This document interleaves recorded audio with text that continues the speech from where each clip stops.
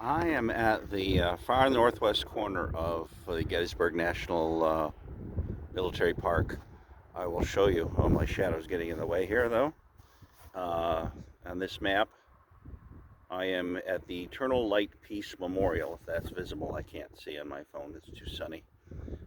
That's where I am, northwest of Gettysburg, where the Confederates uh, were coming from a little further north, looking for a battle in the north to win.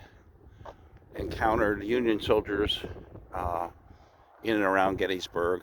Didn't realize they were part of the Army of the Potomac at first.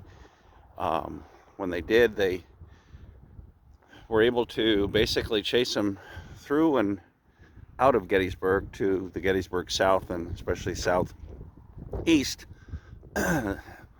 But unfortunately for the Confederates, they chased the Union Army to positions that were actually good for them. Now, this memorial here was dedicated in 1938 by Franklin Roosevelt on the 75th anniversary of the battle here.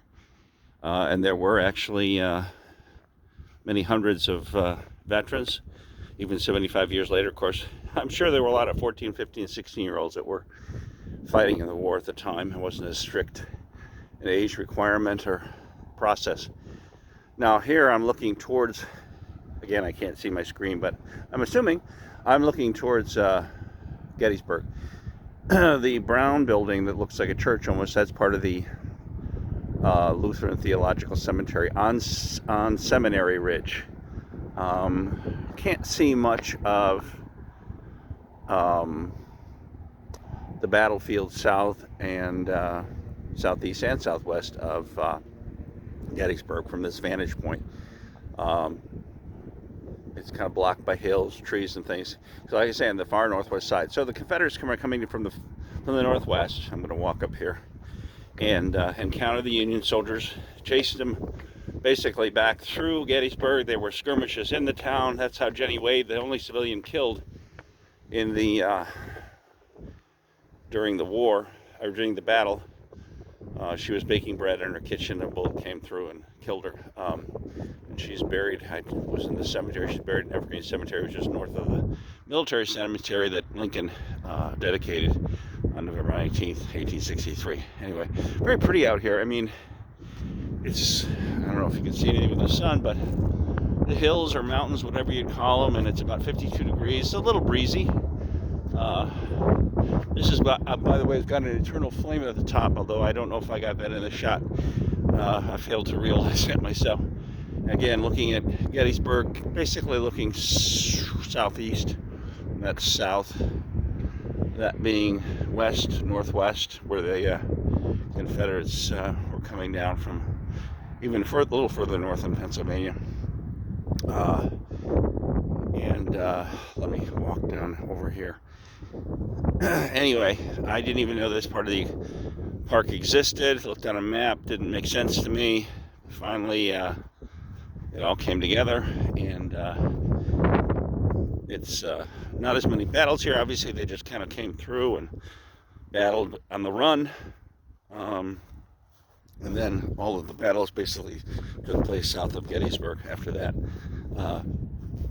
I'm going to read this because I don't know what this is. Daniel's Brigade, the Army of the Northern Virginia.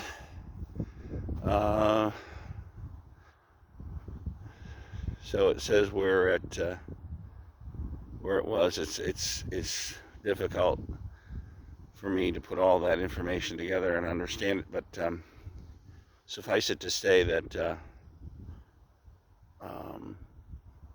this was the route of the Confederates into Gettysburg, and encountered Union soldiers and pushed them back through Gettysburg and then south and east of Gettysburg as well. Army of Northern Virginia. Oh, it just says what this Hills Corps, Hills Corps.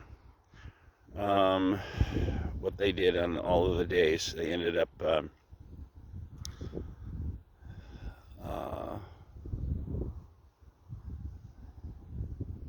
I guess they came back to this area here thinking that Meade would follow them And I do think that they kind of went back to the northwest and then went around south of Virginia after they realized Meade was not going to engage them on the 4th of July. Anyway, really pretty day. Pretty scenery. And 160 years later, it's quite calm. Thank goodness. And there is the, if I can get a closer look at it, there is the eternal flame.